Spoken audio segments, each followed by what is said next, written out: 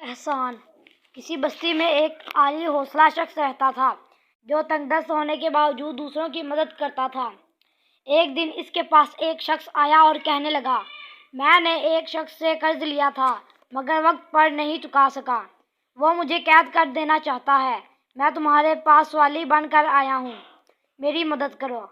اس شخص نے جواب دیا، اس وقت میرے پاس اتنی رقم نہیں ہے کہ تمہارا قرض چکا سکوں۔ بتاؤ میں تمہاری اور کیا مدد کر سکتا ہوں؟ سوالی وہاں سے مایوس لوٹا۔ قرض خواہ نے مقروض کو قید کروا دیا۔ عالی حوصلہ شخص کو معلوم ہوا تو اسے بڑا افسوس ہوا۔ وہ اس وقت قرض خواہ کے پاس گیا اور اس سے کہا، تم نے اپنے جس قرض دار کو قید کرایا ہے اسے کچھ دنوں کے لیے رہا کر دو۔ وہ قرضے سے سبکدوش ہونے کے لیے کچھ کرے گا اور اگر وہ پھر بھی تمہاری رقم ادا نہ کر سکا تو اس کی جگہ میں قید کاٹوں گا۔ میں اس کی ضمانت دیتا ہوں۔ عالی حوصلہ شخص نے قرض خواہ سے کہا۔ قرض خواہ اس بات پر راضی ہو گیا۔ قرض دار کو عالی حوصلہ شخص کی ضمانت پر رہائی دے دی گئی تو عالی حوصلہ شخص نے قرض دار سے کہا کہ اب تو یہاں سے بھاگ جا اور اپنی جان چھڑا، تیری جگہ میں قید کاٹوں گا۔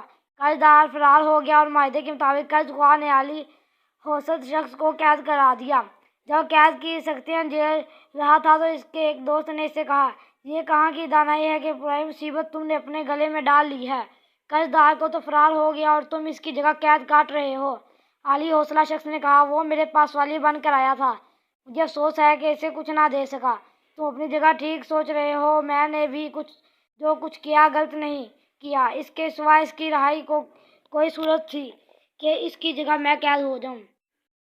کہتے ہیں کہ دو عالی حوصلہ شخص قیدی میں مر گیا، اس کی رہائی کی کوئی صورت نہ نکل سکی۔ حضرت سعدی نے حکایت میں یہ نکتہ بیان کیا ہے کہ کسی کے لیے مصیبت اٹھانا بہت بڑا احسان ہے، جبکہ قرآن مجید میں احسان کرنے والوں کا بہت اعلیٰ درجہ بیان کیا گیا ہے۔